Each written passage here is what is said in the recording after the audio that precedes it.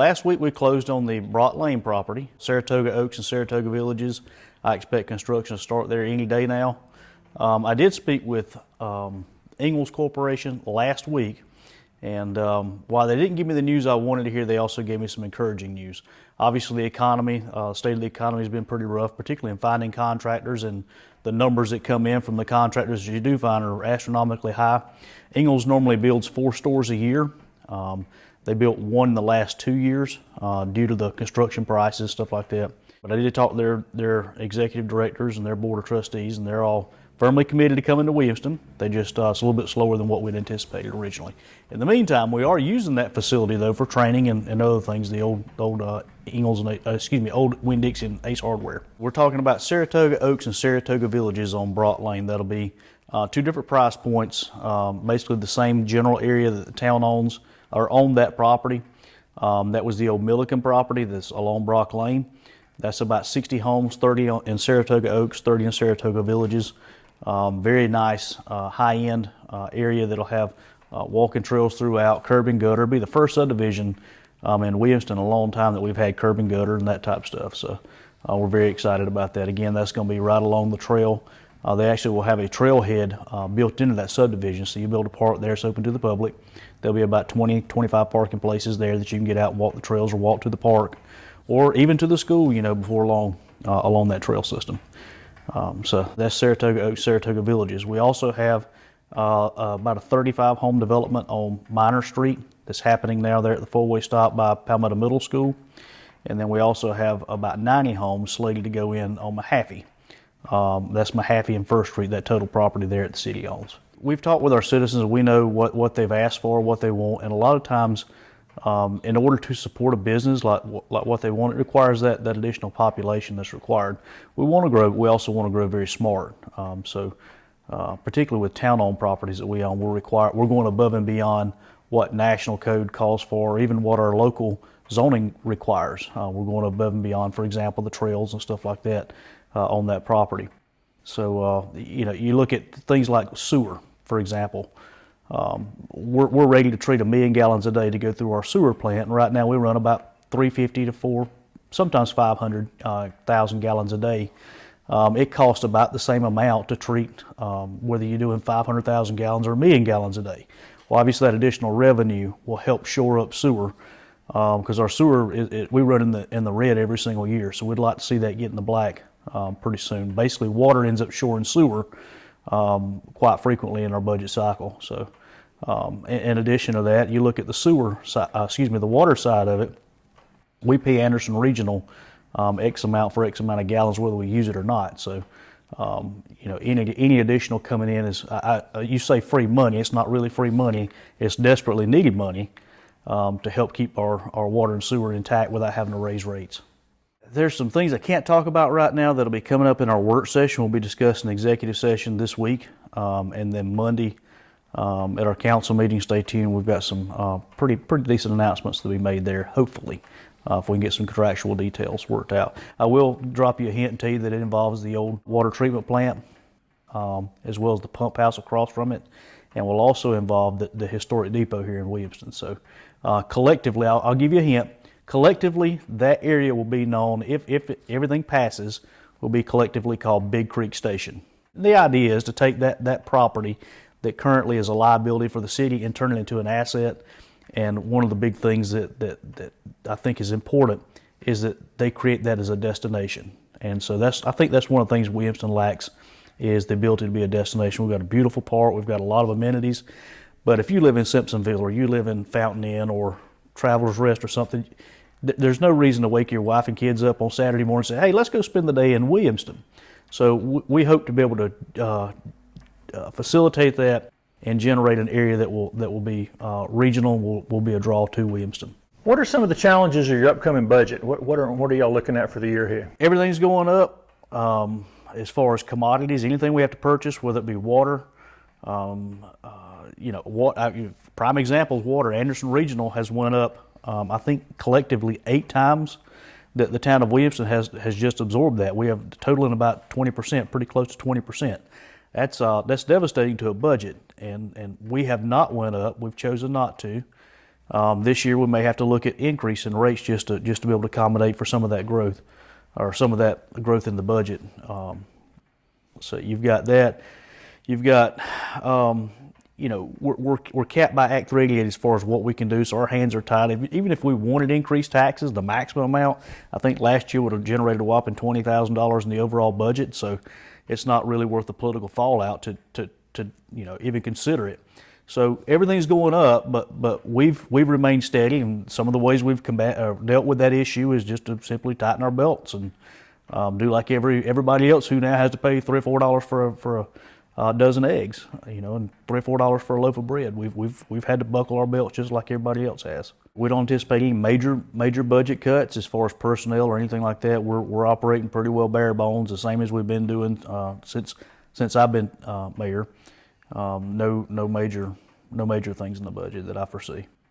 Again, we're getting ready to start those conversations this month and next month, and extending that on into June. We hope to have second reading in June, be ready to go for July.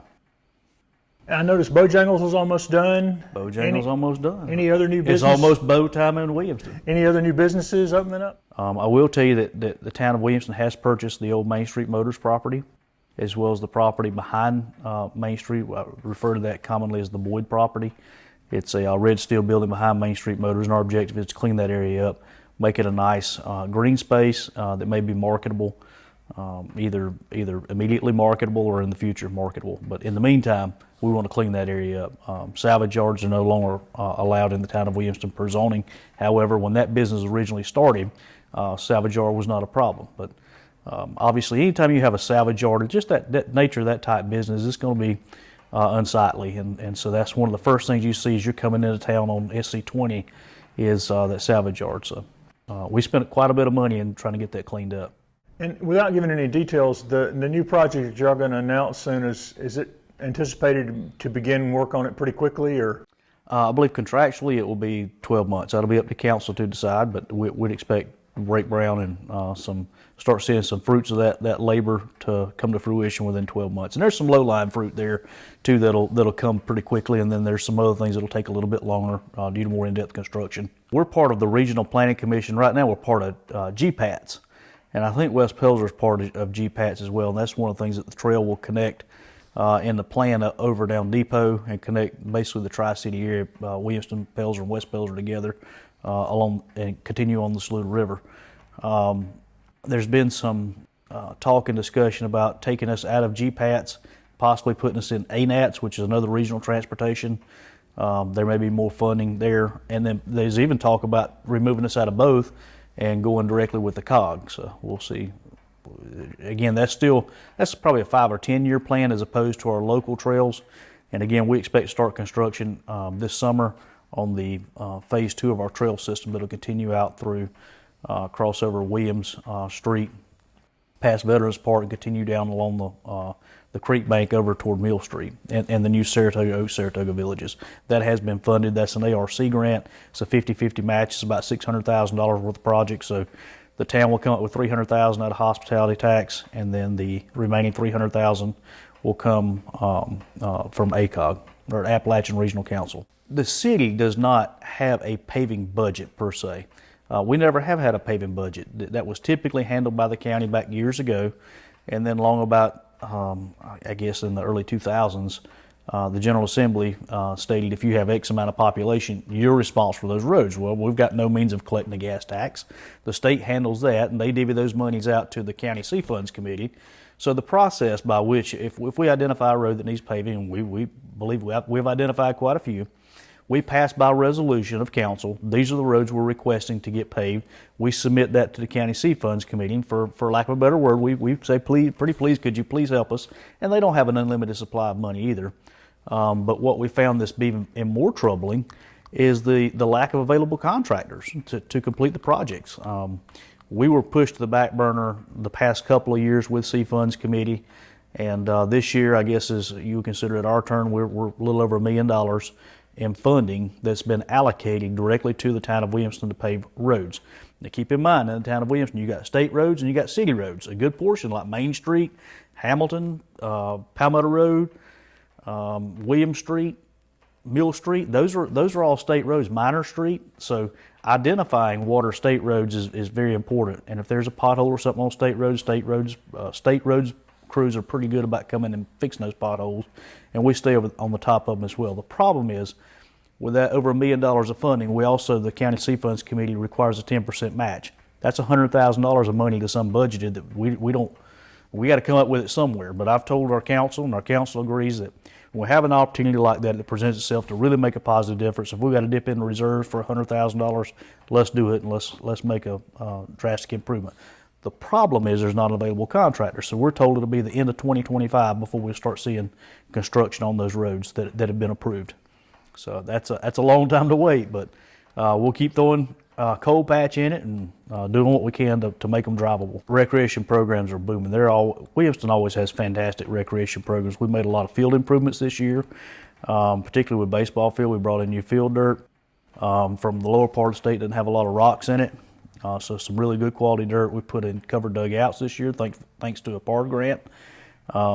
We've got some fencing updates we've made. So a lot of good stuff coming on. I think we run about 800 that participate in our Williamston recreation program. A lot of things that people don't realize, that recreation program costs the town residents about $200,000 a year is what's budgeted for youth recreation. And 90% of those kids don't even live in the town of Williamston, and it's within the incorporated town limits. So we think, and we know we're providing a valuable service to our not only Williamston residents, but our surrounding community. But we believe strongly, our council believes strongly in our youth recreation program because it does provide such a benefit to the community, whether it's hospitality tax of folks coming in and eating and dining at our restaurants, filling up their vehicles, that type of stuff. But not only that, just providing things for our kids to do and providing an amenity, just one more amenity that the city does offer. Hospitality tax is unbelievably valuable. I'll be honest with you, Greg, had I been on council when it was first talked about and introduced, I probably would not have supported it. But in hindsight, looking at what that does for our town, it makes a big difference. And if it's used properly and appropriately to bring people in, just like it was designed to do, to continue to bring people in, give people recreation and things to do, tourists, that type of thing. If it's used appropriately, it's a very good thing. Williamston has benefited tremendously. You look at our beautiful park, our recreation program, those are things we would not be able to do. There's no way, shape, form, or fashion we could do that on the scale that we do it now without the hospitality tax. Pickleball courts are unbelievably good. I know council, when I first heard of pickleball, when I first brought it up, I know in the community, everybody thought I'd lost my mind. And people were like, what in the world is pickleball? But it's a growing sport. It has been a tremendous asset for us. We've had several tournaments out there. These are impromptu tournaments. These are not organized by the city. I don't have the staff or resources to manage and set up for tournaments. But these folks, they'll call me and they say, hey, we're with XYZ Group. We'd like to have a tournament down there. Can we reserve 4 courts or even all 8 courts for a Saturday from 9 to noon? Yep, no problem. And we'll reserve them for them. And we've had unbelievable access to those courts. It's been phenomenal. Saturdays and Sundays is hard to get a court. So those people, and keep in mind, that's something that'll last us for 20, 40, 50 years, we hope. And that'll continue to build. Those folks that are coming and playing pickleball, they'll dine in our restaurants, they'll fill up their cars. They'll do the same things that our youth recreation program does, which continues to snowball that hospitality tax. We got wrestling here at Town Hall, April the 14th, 6:30. April the 22nd, we got the Working on Williamston Day, where the community comes out and we do a town-wide cleanup effort. April the 28th, we also have a concert series, a four-part concert series sponsored by Envision Williamston Amphitheater in the park, and that'll be late evening. April the 28th is the first one, and that'll be the Jamie Wright Band. And then May 5th, we have the concert down there to be Cinco de Mayo with Latin Soul will be out. The 12th, we'll have Carolina Coast Band in the park. And the 19th, we'll have Kendall Ledford out in the park. And then May the 19th will also be the date we start to kick off for Pig in the Park. That's Friday, and the main event will be on the 20th, which will be the Saturday. Remind people about that event that hadn't been to it. All right, so Pig in the Park is a really cool event. So it's sponsored by the Williamston Masonic Lodge, of which I'm also a member. And basically, it's a tournament. It's a competition barbecue cook-off sanctioned by the South Carolina Barbecue Association. And we have competitors that will come out and they'll cook all night long.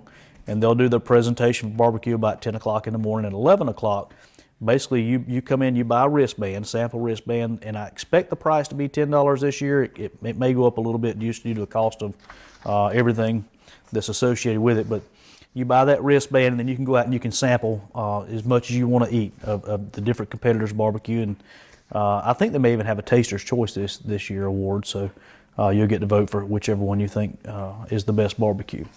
So that's coming up in May. We're still looking for some additional stuff in June to take place. We've got a few things, but not concrete yet. And July 1st, we'll have the town of Williamston and Envision Williamston Freedom Celebration with a heck of a good fireworks show and all the stuff that goes along with that, car show, that type of stuff. The car show will be sponsored by the fire department, so we're looking forward to that on July 1. The Spring Water Festival is our premier festival in town, and we saw attendance decline over the years. A lot of it's been due to the heat and the weather, because fourth Saturday in August in South Carolina is pretty doggone hot. But the Spring Water Festival Committee is looking into making a few little changes here and there that we think will bolster attendance. We're excited about it, the direction they're taking. We know the potential for Spring Water Festival because we've seen it, year after year. So we're hopeful this year that we'll have more folks attend Spring Water Festival. We are getting ready to start the Mill Village Water Line project. That's over $1 million project that will replace all the water lines of the entire Mill Village, including Lander Street and in and around Mount Vernon Mill. People will notice a difference. Oh, you'll notice a huge difference. Number one, your water pressure will be better. Number two, lines that's been in the ground since the 30s and 40s, guess what? They're going to have sediment in it. Even though we flush them every year, we do all the things that you would typically do with a water system. You'll find less leaks, those type things. When we're replacing with ductile iron in certain areas, and then other areas will be the PVC plastics pipe. A lot more reliable, a lot more robust as well. We're actually increasing the size and the diameter of the line, which will increase pressure, which will also allow more flow and allow for more development to take place along the Mill Village. But prior to me taking office, there had not been a new home built on the Mill Village since 1975. That's a long time. And so, we've seen about 10 new homes being built on the Mill Village proper, and that's huge. A lot of that's due to the city efforts that are coming through, and dilapidated homes that have been abandoned or burned out or whatever. We're either buying that property or we're making the property owner by civil action clean those properties up. And a lot of times that ends up being the end result is the city takes possession of that property, and then we go through and clean it up and market it to folks who are building nice homes that are affordable homes too on the Mill Village. So we're excited about those projects as well. The same thing's happening over on the historically African American community. We're working very hard over there. We're seeing new homes under construction there. It's something we hadn't seen in years. So we're super excited about that. I do want to talk to you about something else too. The Gossett Railroad Bridge. I am happy to report we have not had a strike on the Gossett Railroad low bridge since we installed the curtains and the speed bumps there. So we'll go consider that a success. People who aren't over here and have not been following that on social media, tell people how many, you had signs up warning people. Oh my Lord. We literally had, I think at last count, 15 or 16 signs, every kind of sign you could possibly think of warning people. This is a low bridge. It's been a low bridge since as long as I've been alive, and probably way before that. At least once a month, we would have a bridge strike. In most cases, it was not a terrible thing. You'd have a moving van, and most of it's moving trucks. People moving to the apartments over on Gossett or somewhere like that. They rent a U-Haul, and next thing you know, they peel it open like a daggum tin can by striking the bridge. But on a more serious note, most of those are kind of humorous, and not really humorous, but it's something we can laugh about in hindsight. However, it is a very, very serious issue, and the reason being, if you had the right vehicle come through and strikes that bridge, and you cause a train derailment right in the middle of our town, in the heart of our town, that is a major problem. I mean, I look at places like Palestine. That could very easily happen here if the right conditions presented itself. So my job as mayor, first and foremost, is ensuring the safety of our residents, and in conjunction with working with the railroad, SCDOT, and any other agencies that are involved, we've created a remedy and a solution that you're going to hit that curtain before you hit the bridge. It's been a joint effort, I'm proud to say, with Greenville Western Railway as well as SCDOT. We took that road over from SCDOT so that we could put the curtain up and design it how we wanted to design it, which we knew would work. And I'm proud to report that it has worked so far. But it's been kind of the brunt of a lot of jokes, particularly on social media. You know, somebody would hit the bridge and they'd say, "Yep, they hit the bridge again." Somebody make a picture, and then you'd have other people go, "They need to put a sign up." There's 14 signs. There's signs everywhere. So I did a little TikTok video that kind of went a little bit viral. I suppose that Officer Mullis was in here, and I said, I think I know the problem. We need one more sign. That's exactly what we need. That'll stop it. And she obviously rolled her eyes at me, but it's been a good success. One of many success stories we've had in recent months.